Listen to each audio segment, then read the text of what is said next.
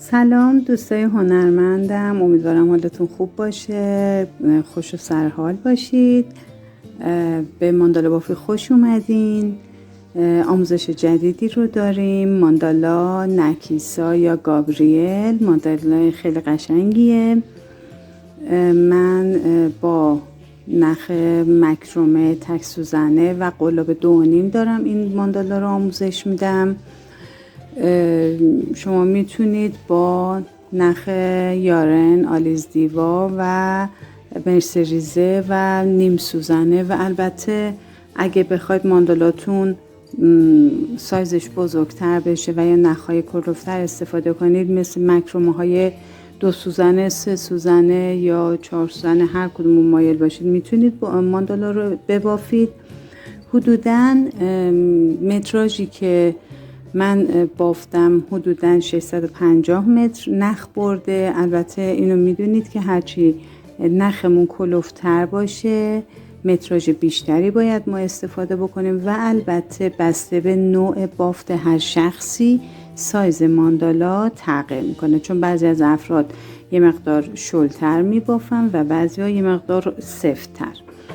خب آموزشمون رو به این ترتیب شروع میکنیم که بازم سر نخ و دستمون میگیریم، یه حلقه جادویی میزنیم، قلاب رو از زیر نخ میاریم و نخ رو میگیریم و یک زنجیر میزنیم.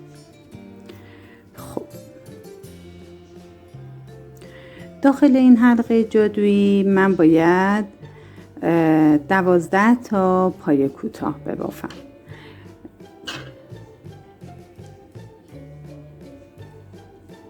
1 2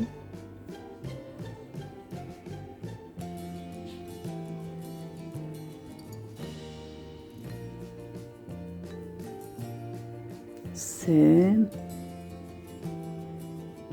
4. پس من پای کوتاه ها رو میبافم و برمیگردم. 12 تا پای کوتاه رو بافتم. این نخی رو که ابتدای کار بود میکشم. ببینید نخ رو باید بکشم تا حلقه فضای اضافیش از بین بره و کاملا فیکس بشه. خب برای شروع رج 2 ما باید بست رو الان بزنم تا رج 2 رو شروع کنم. بستم به این صورته که من نگاه کنید هر پایه‌ای رو که ما میبافیم 2 تا حالت گندمیش 2 تا نخ بالاش هست، این جلو این پشت. ما بست رو باید روی نخ پشتی این کار بزنیم، یعنی ببینیم ما قبلا 2 تای این نخ ها رو میگرفتیم، قلاب رو میبردیم داخل. ببینید دوربین اگه خوب نشون بده، من قلاب رو میبردم داخل این 2 تا و بست میزدم، ولی الان قلاب رو فقط داخل نخ پشتی میبرم. درسته؟ و بست رو به این صورت میزنم، بست میزنم. خب همینجا یه زنجیره میزنم. پس من توی رج 2 فقط روی نخهای پشتی هر پایه میخوام بافت انجام بدم. این الان بستی که زدم روی پای کوتاه اولم بود، همینجا 2 تا پای کوتاه میبافم رو همین نخ پشتی. نخ جلویی رو من توی این رج نمیگیرم. پس میرم پایه بعدی، نخ پشتیشو میگیرم، 2 تا پایه کوتاه میزنم. پایه بعدی رو نخ پشتی 2 تا پایه کوتاه. تا انتهای رج 2 به همین ترتیب فقط روی نخهای پشتی پایه های کوتاه میزنیم، رو هر پایه 2 تا پایه کوتاه. درسته؟ ببینید به این شکل میشه. ببافید تا انتهای رج. خوب بست انتهای رج 2 رو معمولی میزنیم، یعنی 2 تا. ببینید 2 تا نخ گندمی رو میگیرم از پای کوتاه ابتدای رج و بست میزنم. درسته؟ همینجا یه زنجیره میزنم، رو همین پایه‌ای که من الان بست زدم 2 تا پایه کوتاه میبافم. این شروع رج 3 هستش. 5 تا زنجیره میزنم. خب ببینید توی رج 2 من باید یه پایه‌ای رو الان روش باید بافت انجام بدم. باید میگفتم علامت بزنید، توی فیلم فراموش شد. الان ببینید پایه رو بهتون نشون میدم. نگاه کنید. این اولین نخ، نه 2 3. روی سومی من الان باید یه بست بزنم. پس ببینید 1 2 3 قلاب رو وارد این همون نخ جلویی پایه است که ما بافتی روش انجام ندادیم. اگه یادتون باشه ما رو نخهای پشتیش بافت داشتیم انجام میدادیم. پس قلاب رو وارد میکنم، یه نخ میگیرم و همینو وارد این حلقم میکنم، یعنی بست میزنم. همینجا یه زنجیره میزنم و کار رو بر میگردونم، یعنی الان پشت کار سمت خودمه. بعد داخل همین زنجیره‌ای که الان 5 تا زنجیره‌ای که زده بودم داخلش 7 تا پایه کوتاه میزنم. 1 2 3 4 5 6 و 7. خب بعد از اینکه 7 پایه کوتاه رو زدم میام روی این قسمت کار، یعنی روی بدنه کار. ببینید من این پایه رو الان بافتم ولی این کناریش خالیه، بافته نشده. پس قلاب رو داخل این پایه کناریش میکنم و یه دونه پایه کوتاه میزنم. پایه کناریشم الان خالیه دیگه، بافت انجام نشده. 2 تا پایه کوتاه روش میزنم. ببینید هر وقت ما خواستیم این بافت رو انجام بدیم، معمولا بهش میگیم بافت تزئینی. هر وقت خواستیم بافت تزئینی انجام بدیم باید رو اون پایه 2 تا پایه کوتاه بزنیم که من الان زدم. پس دوباره انجام میدم بهتر متوجه بشید. 5 تا زنجیره میزنم. خب نگاه کنید، من نزدیکتر نشون بدم بهتون بتونم تصویر رو واضح کنم. ببینید من رو این پایه الان بافت انجام داده بودم، میام پایه کناریش یعنی همون نخ کناریشو میگیرم، قلاب رو وارد میکنم و یه نخ میکشم بیرون، همینجا بست میزنم. من الان دارم دومین فرم تزئینی رو میسازم. یه زنجیره میزنم و بافت رو برمیگردونم پشت بافت سمت خودم باشه. روی همین زنجیره ها 7 تا پایه کوتاه میبافم. 2 3 4 5 6 و 7. خب الان دوباره میام روی این بدنه کار، اینجا بافته شده، این پایه خالیه، روش یه پایه کوتاه میبافم. رو پایه کوتاه بعدی 2 تا پایه کوتاه میبافم. ببینید به این شکل میشه بافتم. کامل که بشه زیباییش دیده میشه.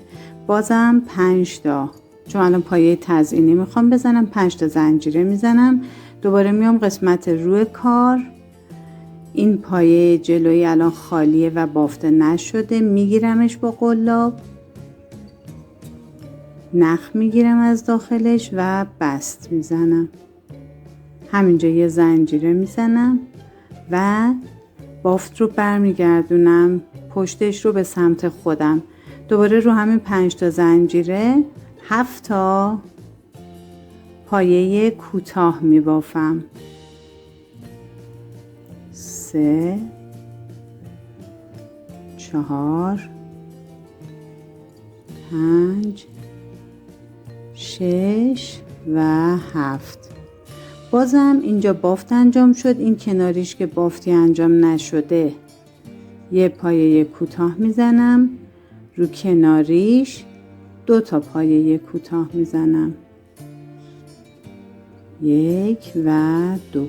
هر وقت 2 تا پایه کوتاه زدیم یعنی بافت تزئینی داریم. دوباره 5 تا زنجیره میزنم و بافت تزئینی. ببینید بافتمون به این شکل میشه، خیلی زیبا میشه. تا انتهای رج ببافید. بست انتهای رج رو میگم خدمتتون. خب رج 3 رو کامل بافتیم. آخرین پای کوتاه اینجا مونده بود، چون اگه یادتون باشه ما ابتدای بافت 2 تا پای کوتاه بافته بودیم توی پای کوتاه اولم. پس این تک پای کوتاه باید بافته بشه و بعد ببینید بست میزنیم به ابتدای رج. من این گندمیشو بگیرم و بست میزنم به ابتدای رج.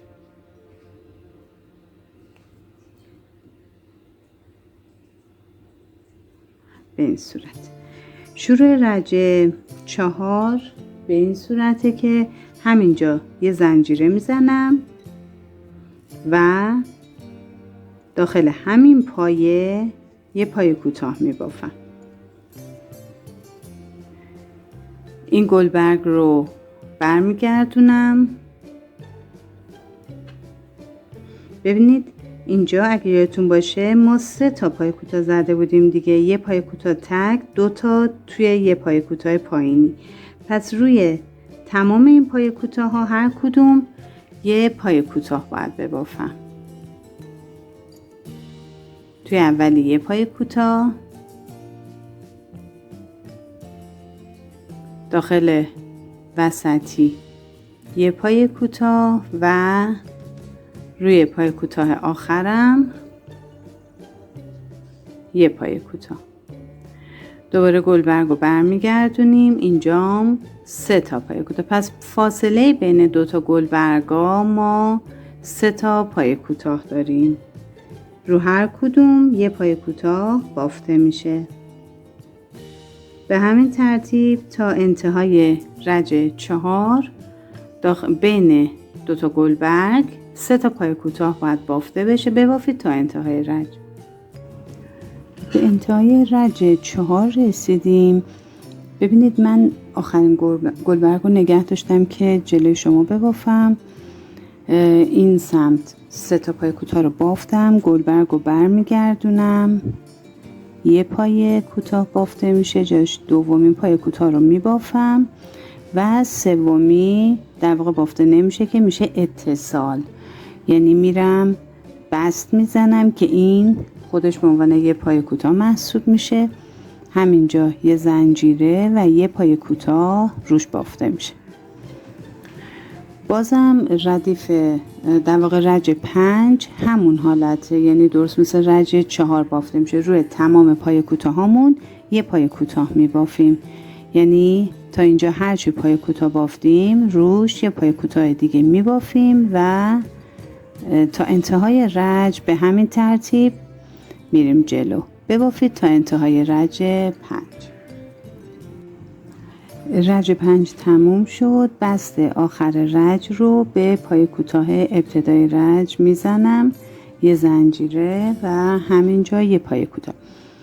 ببینید نکته که باید در نظر داشته باشیم، ما 12 تا از این فرمای تزئینی باید داشته باشیم و بین هر کدوم هم که 3 تا پای کوتاه بافته بودیم. در نتیجه ما باید کلا 36 تا پای کوتاه داشته باشیم. تا این رج 36 تا پای کوتاه باید رعایت شده باشه، یعنی توی رج 4 و رج 5 هر کدوم 36 تا پای کوتاه باید داشته باشیم. اینو در نظر بگیرید که به اصطلاح پایه اضافه یا کم نباشه. برای رج 6 ما هر پای کوتاهی که میزنیم بینش یه زنجیرم میزنیم، یعنی تنها تفاوتش همینه. پس روی پای کوتاه بعدی پای کوتاه یه زنجیره، پای کوتاه یه زنجیره. همین روش بافت رو ادامه میدیم تا انتهای رج 6. دوستای عزیزم به انتهای رج 6 رسیدیم. بست انتهای رج رو به این صورت میزنیم که مثل همیشه بست نمیزنیم، میایم یه پایه کوتاه میبافیم. یعنی ببینید من قلاب رو وارد میکنم و پایه کوتاه میبافم. بعد توی این قسمت به خاطر اینکه دونه هامون به طور درستی انجام بشه، این فضای خالی این قسمت رو میبینید برمیگردیم پشت کار، یعنی به این صورت عقب‌تر از اون دونه‌ای که بافتیم یه پایه کوتاه میبافیم و یه زنجیره میزنم و بعد دیگه به روال عادی پایه کوتاه، یعنی توی این فضایی که فاصله‌ای که وجود داره یه پایه کوتاه، یه زنجیره. یعنی ما توی رج 7 تو فضاهای تک زنجیره پایه کوتاه میزنیم. ببینید این پایه‌مونه، این فضای تک زنجیره، یه پایه کوتاه، یک زنجیره. فضای تک زنجیره قلاب وارد میکنم، یه پایه کوتاه، یک زنجیره. به این صورت به همین صورت پیش برید. تو فضای تک زنجیره پایه کوتاه میزنیم و یک حد فاصله یک زنجیره تا انتهای رج 7. رج 7 هم تموم شد. برای بست انتهای رج بازم پایه کوتاه میزنیم. یعنی من قلاب رو وارد میکنم، با یه پایه کوتاه رج رو تموم میکنیم. همین قسمت یعنی در واقع تو این فضای خالی تر یه پایه کوتاه میزنم، یک زنجیره. یعنی ببینید تو این رج هم تو فضاهای تک زنجیره من پایه کوتاه باید بفهم. تو این فضاها یک کوتاه، یک زنجیره. تو این فضای تک زنجیره بین دو تا پایه کوتاه قلاب رو وارد میکنم، یک کوتاه و یک زنجیره میزنم.